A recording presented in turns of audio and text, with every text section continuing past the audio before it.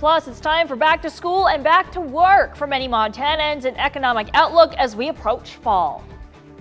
And later, it takes a village, how new grants will help organizations expand childcare options amid the pandemic.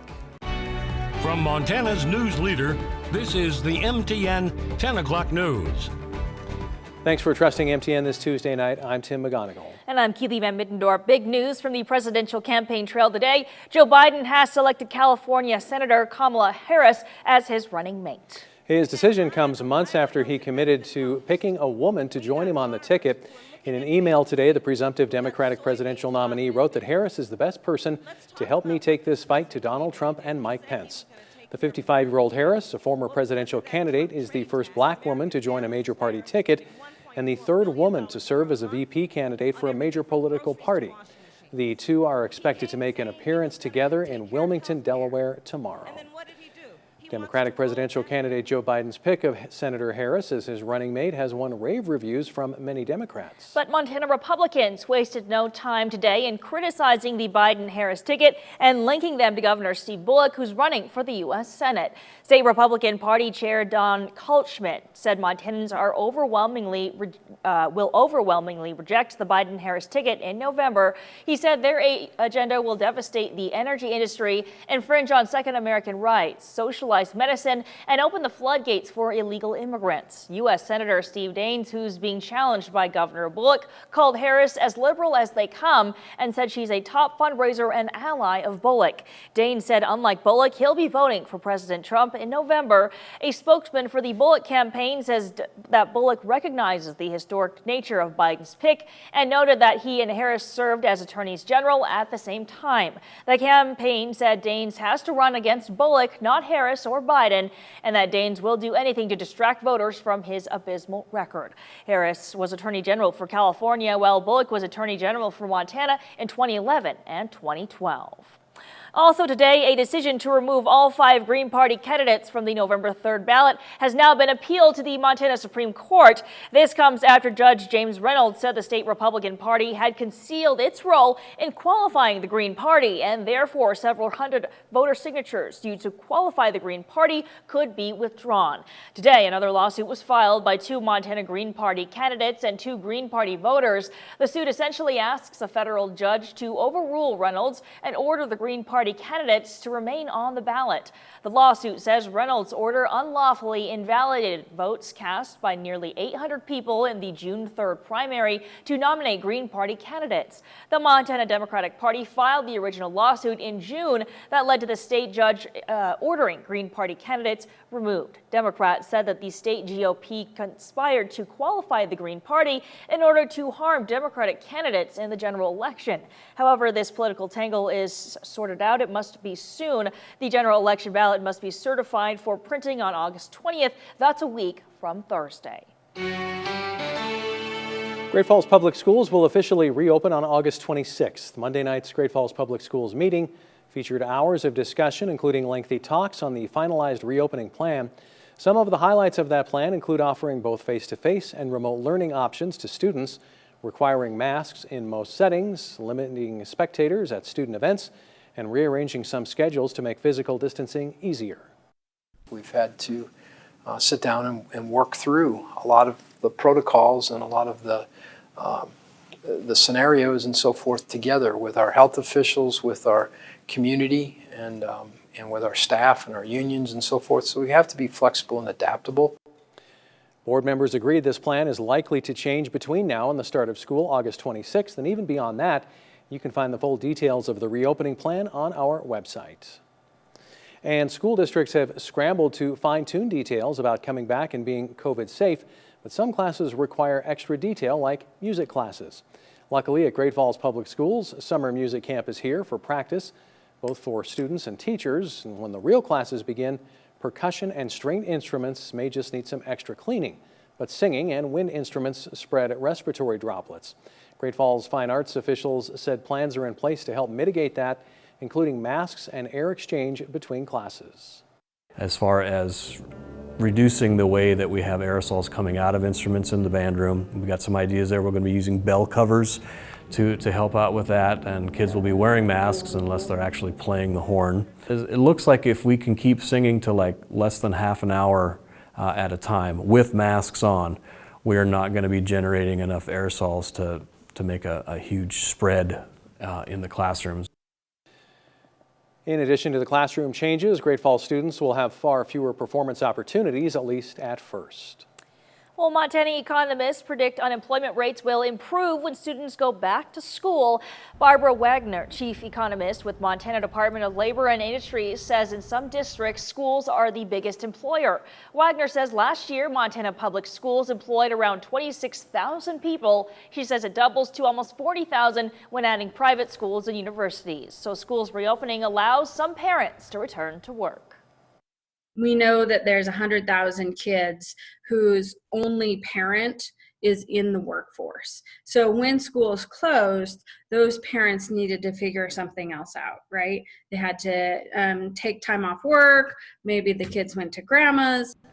Now, overall, Wagner says Montana's economy is recovering well compared to the rest of the U.S. She says Montana sits at 7.1% unemployed, and the country sits at around 10% for the month of July. However, larger areas like the Flathead that rely heavily on tourism still have a ways to go. Flathead County's unemployment was at 16% in April and 9% in June. And speaking of jobs, Job Service Montana has tips on how you can increase your chances of getting one through the hidden job market. Job Service Montana defines the hidden job market as those jobs that aren't yet posted online with employers who want to use their own network to hire instead of a random applicant pool. Shou-Yi Wang says that the hidden job market can happen in any industry and takes up about 80% of jobs. She says applying for jobs can be discouraging, and the best way to gain access to the hidden jobs is to expand your network. While it's difficult to network during coronavirus, take advantage of as many networking opportunities as you can. Networking today in this condition, it might be just Zoom, and they're still going on. So being able to seek out those opportunities to network with people and letting everyone you already know, letting everyone in your network be aware that you're available and you're searching for a certain type of work is really important. And Wang reminds people to come prepared, make sure your resume and cover letter are up to date, and she recommends researching your local chamber events and job fairs to see networking opportunities that are available. The state of Montana will be directing $50 million in coronavirus relief funds towards maintaining and expanding child care and support for Montana families. Grants will be available for organizations to ensure and build upon child care for school-age children during out-of-school time and for families with special circumstances requiring in-home care, such as a child that has an underlying health condition like severe asthma or is immunocompromised. $8 million will also be given as supplemental payments to all licensed and registered child care facilities to maintain and expand child care slots. The child care grants and scholarships will become available August 19th at covidreliefmt.gov. Payments to child care facilities will begin to be processed on September 1st. Well, since yesterday, the state is reporting 97 new coronavirus cases. Phillips County is seeing the state's biggest jump in coronavirus cases today, reporting 27 new cases. There are now 55 active cases. Sad news out of Lewis and Clark County, which is reporting its second COVID death. And across Montana, there have now been 78 deaths related to coronavirus. Well, much of Montana is now under a red flag warning, so let's send it over to our Storm Tracker weather team. For more on that warning, Grant Garland joins us now. Hello, Grant. Hi, Tim. Good evening, and good evening, everyone. I hope that you have had a pleasant Tuesday evening. And you're right, we are looking at pretty much the entire state under a red flag warning. The National Weather Service has issued this due to the fact that we're looking at low humidity levels tomorrow, as well as winds gusting up to possibly 30 miles an hour with warm temperatures. And so those west of Lewistown, the fire weather warning should be lifted by 9 p.m. and those east of Lewistown should be lifted by around midnight. Now, as far as what we're seeing right now, temperatures 71 degrees in Great Falls, 73 in Helena. Lewistown looks pitch black, 65 degrees in Hayes, 80 degrees. Elsewhere, 66 in Lewistown and 71 in Jordan. As far as our winds are concerned, not looking at any problems at the moment. Over the last 3 hours, we have been looking at mostly clear skies too, so no problems there. Temperatures are falling down to 54 degrees, not only for us, but also for our friends in Helena, as well as Havre, 57 in Malta. Coming up, I'm going to break down our fire parameters for tomorrow, but for now, back to you.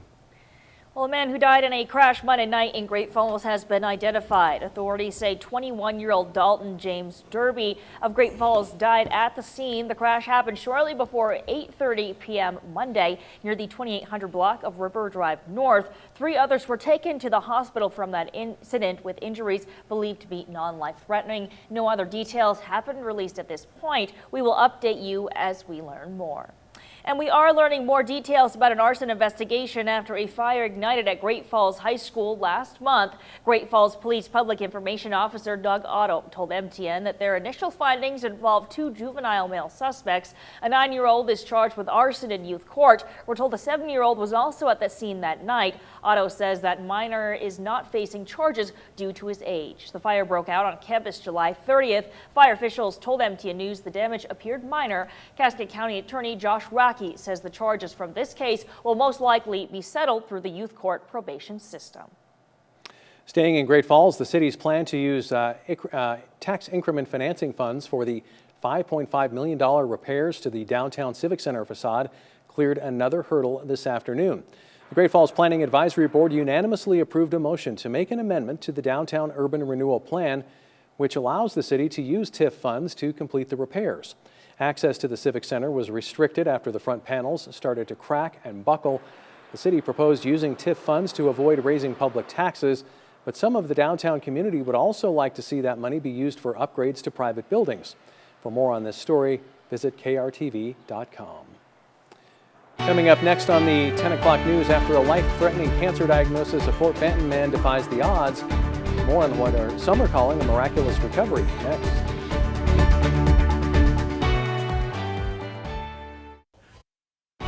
From Montana's news leader, you're watching the MTN 10 o'clock news. And welcome back to the 10 o'clock news. A Fort Benton man has defied the odds when it comes to cancer. Instead of going through the usual round of chemotherapy, he decided on alternative treatment. And while it may not be the reason for his amazing recovery, it was enough to make him a believer. These days, Joseph Curl is whistling a happy tune. About 4 months ago, the song was all but over. He went to the doctor for what he thought was an ear infection, which turned out to be much worse. Small cell lung cancer, aggressive type.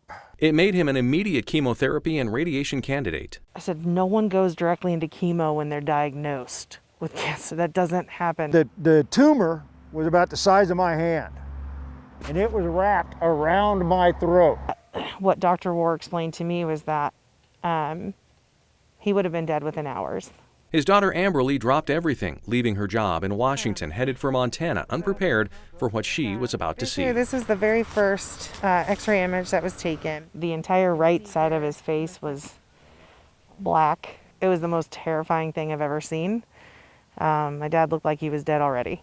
Joseph underwent the first of several scheduled rounds of experimental and grueling chemo. It was absolutely horrible. I said, if this is the quality of life that you can offer me, doing chemotherapy, radiation, I don't want it. I would rather get on the boat and go. The ex-Marine kicked his nearly 1-pack-a-day cigarette habit and did some research. He eliminated meat and sugar from his diet and decided to take Rick Simpson oil, or RSO. Named after a Canadian wellness advocate, its main ingredient is pure tetrahydrocannabinol, or THC. But I didn't want RSO to get stoned. I wanted to kill the cancer. Over 3 months, he took a graduated regimen of 60 grams of RSO and says his last checkup was nothing short of a miracle. Cancer's not there. It's not in remission. It is not in my body. Okay? And the doctor is still trying to figure out how that's possible. Joseph says one drawback in Montana is the cost of RSO at $40 a gram. He was able to obtain the drug out of state at a fraction of that price. I am on Social Security disability. Okay, I'm a very limited income. And there's people out there like me that are dying because they can't afford this medication. Joseph and his doctors can't say for sure what made the cancer disappear. Joseph says it could have been the RSO, the new diet, a strong faith, or even his military mentality. Marines are known to be tenacious. It doesn't matter if you've been out of the Corps for 50 years. Okay, you're just they're like bulldogs. There wasn't a single moment that he outwardly thought he was going to die or would say anything like that. He couldn't.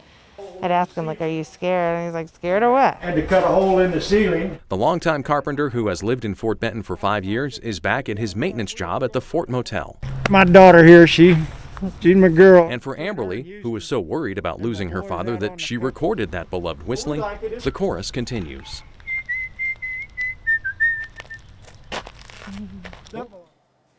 And Joseph says he continues to take the RSO oil in smaller doses. He says he never drives or operates heavy machinery while under its influence.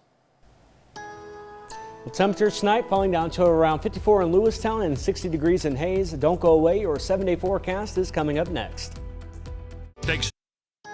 Storm Tracker weather starts now with Grant Garland.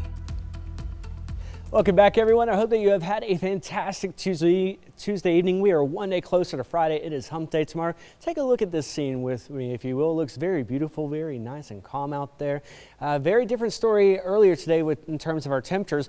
90-degree temperatures we saw here in the Electric City, around 89 in Helena. As you head out further east, though, we saw 96-degree temperatures out towards Jordan and 95 in Glasgow, 87 in Havre.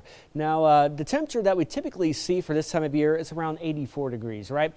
Well, the record was set back in 1996 when it was 101 degrees. That was also the year that Will Smith and Jeff Goldblum took on the aliens and went up to outer space. 66 degrees in Lewistown as well as Great Falls right now, 73 in Helena, 71 in Jordan, and 73 in Glasgow. And with our winds, even though we aren't typically seeing any problems right now, earlier we saw 30-mile-per-hour wind gusts here in the Electric City, 22 in Lewistown and 23 out in Jordan.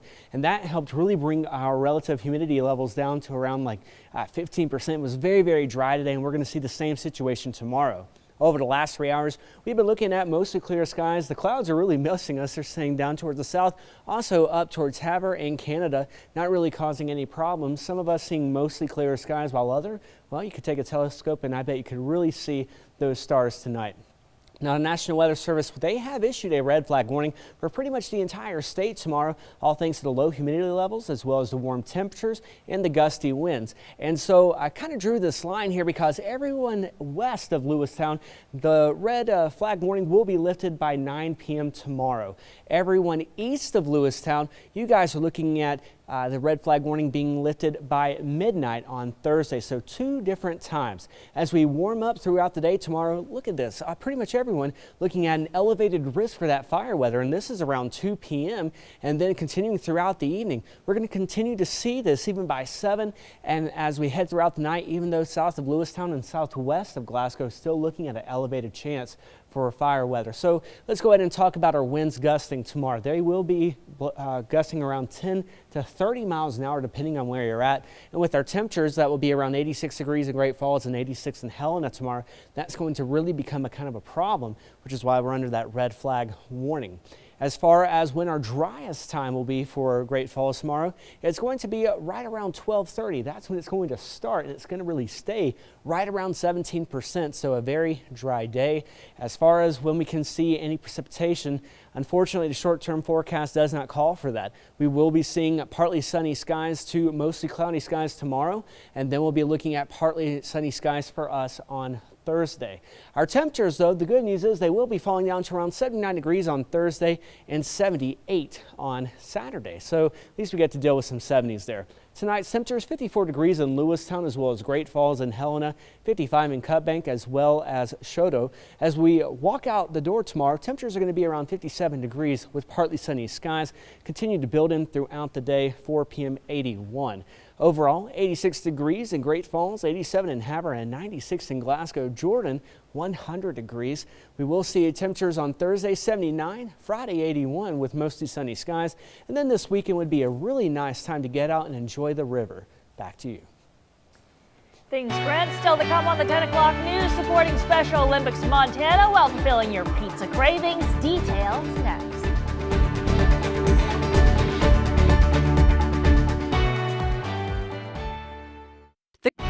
From Montana's news leader, you're watching the MTN 10 o'clock news.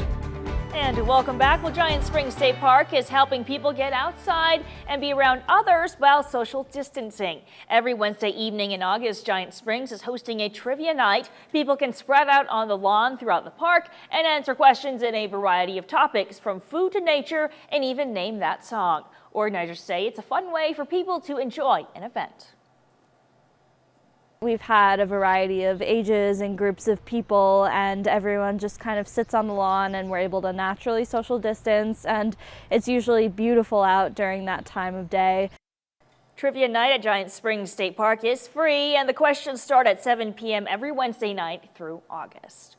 And staying at Giant Springs, Calumet Montana Refining is conducting their annual river spill response drill today and tomorrow. Workers were in the park today deploying what they are calling containment booms in the Missouri River. According to a representative from Calumet, workers chose the park as today's site because it's an environmentally sensitive area which must be protected from potential oil pollution. The exercise is conducted every year to comply with EPA and DOT training protocols. For the last 9 years, Special Olympics Montana athletes and law enforcement officers have teamed up for the annual Tip a Cop fundraiser event at McKenzie River Pizza. But due to the COVID-19 pandemic, Tip a Cop has gone virtual. For the month of August, in addition to the typical in-house donations, guests will now have the ability to donate using their online ordering platform. Also, $2 from the purchase of every Special Guardian pizza purchased will be donated directly to Special Olympics Montana. Due to COVID-19, our Special Olympics event is all moved digitally, but that's great news for us because it just means it's all month long now instead of just one day, once a month, a year. The athletes are still doing their thing, and we still need to support them. And McKenzie River is also starting a hashtag Twist for Tips challenge on social media. They're asking people to post a video of them doing Chubby Checkers the Twist to raise awareness funds for Special Olympics Montana. Don't go away. We'll be right back. Well, tonight temperatures falling down to around 54 degrees in Hayes, 57 in Malta, and 55 in Choteau. We will be walking out the door tomorrow with temperatures right around the 57-degree mark. It will be building clouds as we head throughout the day. And then tomorrow we are looking at temperatures, well, they're going to be warming up right around to 86 degrees in Great Falls as well as Helena, 87 in Hayes, and as well as in Havre. Altogether, well, it will be at least a cooler part of the weekend, and it will be nice and sunny. Well, if you thought you saw Halloween candy during a recent trip to the store, it's true. Candy companies and some retailers put out Halloween candy early this year to try and make up for slowing sales because of the pandemic. Now, companies like Hershey's are doing a mix of Halloween-themed candy and wrappers along with traditional bags of candy-wrapped goodies for people to buy more treats for themselves. Hershey's says more than half of candy sold at Halloween is bought as a treat for the person buying it. I feel like we could all use, a little bit more comfort food these days. That's right. I wish it wasn't so expensive, though. That's true. True, yeah. That's all the time we have tonight at 10. Thanks so much for watching. Good night.